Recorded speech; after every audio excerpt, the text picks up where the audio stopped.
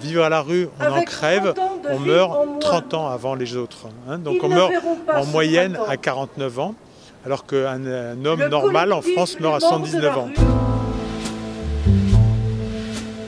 JP, 57 ans, le 18 août à Toulon. Pierre, 52 ans, le 13 août à Paris 10e. Ça marque, hein. Quand tu as des années de carton, ça me marquera à vie. Hein. Il y a des gens, ils s'en sortiront jamais. Et ils mourront dehors.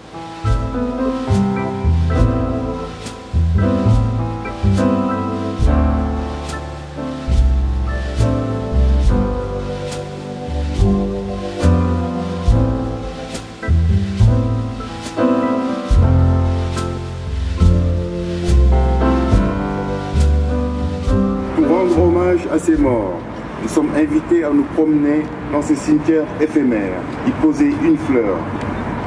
Avant que le collectif n'existe, ces personnes étaient enterrées comme des chiens, c'est-à-dire que personne ne les accompagnait, souvent elles n'avaient pas de nom. Cela ramène ces personnes au cœur de l'humanité. Je suis SDF, j'ai plus de 10 ans de carton, ce qu'on appelle de carton. Et moi je connais des gens, ça fait 7-8 ans qu'ils ont inscrit nulle part. Ils n'ont plus de carte de sécu, ils ont droit au RSA, ils ne le touchent pas. Vous allez rue de Rivoli le soir, vous voyez toute une équipe de gars, ils sont là, ils sont comme ça, ils ont le duvet ouvert, ils se saoulent la gueule, ils ne sentent pas le froid, ils meurent d'hypothermie. Il y en a qui veulent dormir dans les bois pour être tranquilles. C'est plus facile d'être en bas que de remonter. Hein. Et à l'heure actuelle, vu les budgets qu'ils allouent au social, c'est pas parti pour s'arranger.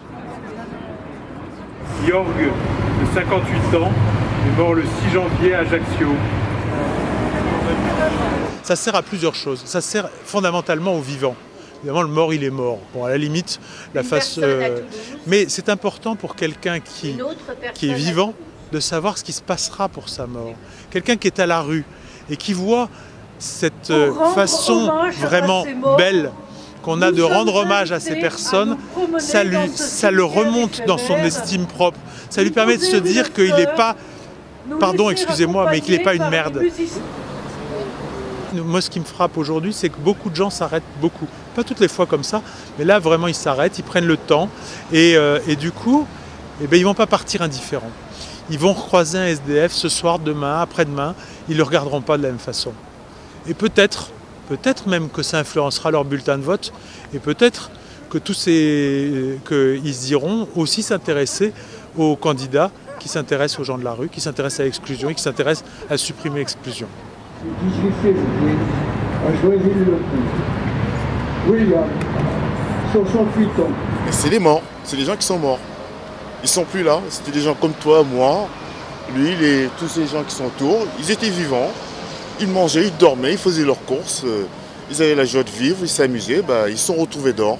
Il faut que tout le monde sache que ça peut arriver à tout le monde et que personne n'est à l'abri de ces genres de situations. L'État a suffisamment de moyens pour aider ces gens-là à sortir de la rue.